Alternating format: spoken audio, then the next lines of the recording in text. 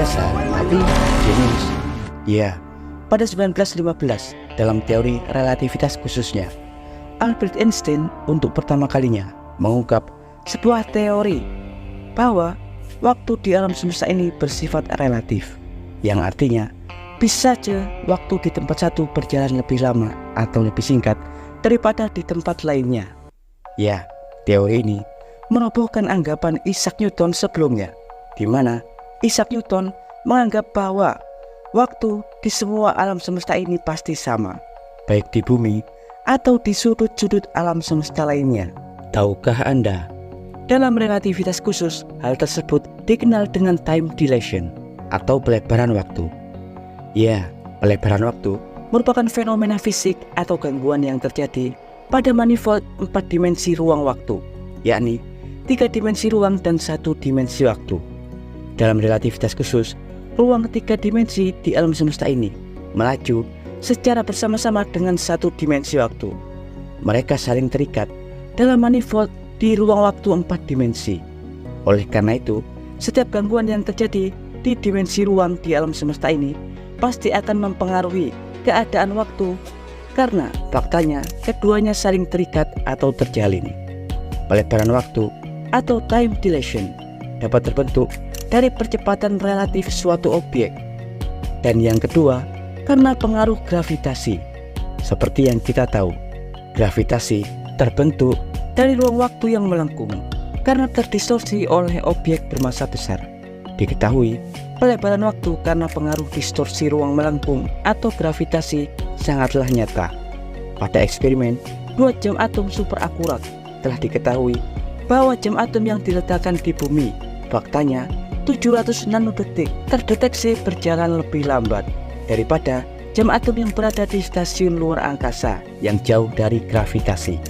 Meski skala pelebaran waktu ada di ukuran nanodetik atau 1/1 miliar detik, ini tetap membuktikan bahwa jam atom yang lebih dekat dengan gravitasi di bumi terdeteksi melambat daripada jam atom yang berada jauh dari gravitasi.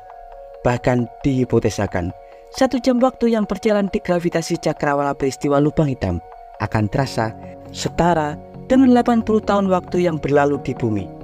Lantas, bagaimana sebenarnya ya mekanisme ini bekerja? Kok bisa waktu dapat diperlambat? Padahal waktu bukan objek fisik yang bisa dibengkokkan atau ditarik layaknya ruang atau benda apapun. Dan jika pelebaran waktu benar-benar terjadi, apa keadaan itu akan mempengaruhi kondisi makhluk hidup seperti proses penuaan dan lain-lain. Tapi sebelum Profesor Kardus mengulasnya, jangan lupa like, subscribe, dan tekan tombol lonceng di channel Profesor Kardus. Tak berijazah, tapi jenius. Lantas, bagaimana bisa ya waktu melambat dalam pengaruh gravitasi?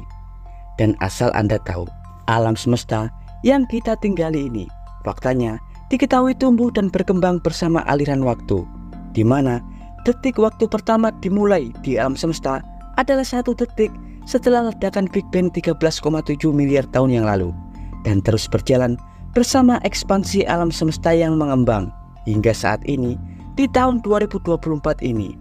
Ya, aliran foton cahaya dan segala entitas partikuler penyusun ruang waktu diketahui mengalir dan melaju dalam ekspansi bersama waktu. Di lain sisi, gravitasi sebenarnya merupakan gangguan yang terbentuk ketika wilayah kosong di ruang waktu terisi oleh objek bermassa besar. Ya, dalam relativitas umum, ruang waktu layaknya selembar kain yang menyelimuti alam semesta, di mana ketika ada objek yang diletakkan dalam hamparan kain tersebut, maka kain itu akan terdistorsi dan membengkok karena pengaruh massa besar dari objek seperti planet atau bintang. Ya, distorsi atau kelengkungan ruang waktu inilah yang disebut dengan gravitasi. Diketahui, semakin besar massa objek, maka semakin dalam kelengkungan ruang yang akan terbentuk. Eksperimen trampolin adalah eksperimen sederhana yang menunjukkan cara kerja objek-objek besar dalam melengkungkan ruang waktu, di mana nantinya hal tersebut juga akan mempengaruhi segala objek-objek di sekitar yang memasuki ruang melengkung tersebut. Di sini, Profesor Kardus akan menjelaskan bagaimana ruang waktu yang membengkok atau gravitasi dapat mempengaruhi perilaku waktu. Karena itu, kita harus memahami perilaku cahaya. Ya, seperti yang kita tahu, cahaya merupakan entitas dengan kecepatan tertinggi di alam semesta ini. Tahukah Anda? Sebenarnya cahaya dan waktu bekerja dengan cara yang hampir mirip. Keduanya menggunakan momen atau momentum. Yang membedakan, cahaya adalah objek tampak atau berwujud, sedang waktu tidak. Tapi keduanya memiliki kesamaan, yakni efek laju gerakan dalam sistem. Ya, waktu merupakan laju interval yang terjadi antara dua peristiwa, masa lalu dan masa depan. Waktu memiliki rentang interval untuk diukur. Begitu pula dengan cahaya.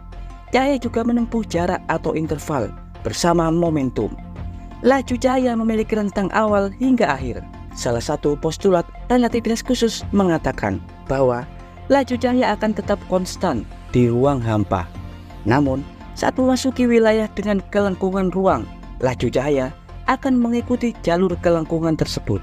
Sebagai contoh, ketika Anda mencoba mengarahkan cahaya ke koordinat A dan B dalam dua keadaan, satu berada di ruang hampa tanpa gangguan gravitasi, dan yang kedua berada di lingkungan gravitasi. Pasti jalur rambatan cahaya yang berada di ruang hampa akan lebih pendek daripada jalur cahaya melengkung yang mengikuti kelengkungan ruang, yang artinya semakin panjang atau renggang garis atau jalur, maka semakin panjang pula waktu yang akan ditempuh oleh cahaya tersebut. Mekanisme tersebut faktanya tak hanya berlaku untuk foton atau cahaya, bahkan semua partikel elementer dan segala entitas kuantum di alam semesta ini akan berperilaku serupa, yakni akan diregangkan saat berada di lingkup gravitasi. Oleh karena itu, dalam eksperimen jam atom cesium, kita menemukan bahwa resonansi getaran elektron cesium yang ada pada jam atom di lingkungan gravitasi akan meregang. Peregangan atau pelebaran interval pada resonansi atom cesium tentunya akan melambatkan detik pengukuran.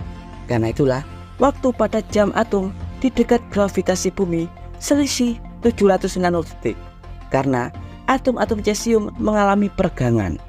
Ya, perilaku tersebut diketahui juga akan terjadi dengan segala sistem yang ada di alam semesta ini. Contoh, diketahui 1 jam di cakrawala peristiwa lubang hitam akan setara 80 tahun waktu yang berjalan di bumi. Diketahui ketika Anda berada di wilayah gravitasi ultramasif seperti cakrawala peristiwa lubang hitam, sebenarnya perspektif waktu yang akan Anda rasakan saat itu akan berjalan normal sama dengan yang Anda rasakan di bumi. Anda tak akan pernah merasakan bahwa saat itu keadaan Anda sedang diperlambat 80 tahun daripada waktu di bumi. Ya, hal itu dapat terjadi karena faktanya segala entitas di sekitar kerangka acuan Anda seperti cahaya, partikel, atau apapun juga ikut diregangkan atau melambat hingga 80 tahun, yang artinya segala sistem yang ada di kerangka acuan Anda memiliki simetri yang sama dengan Anda. Karena itu, Anda tak akan merasakan keadaan perubahan atau perlambatan waktu. Namun, hal yang berbeda akan dirasakan oleh orang yang melihat Anda dari kerangka acuan gravitasi normal, seperti bumi.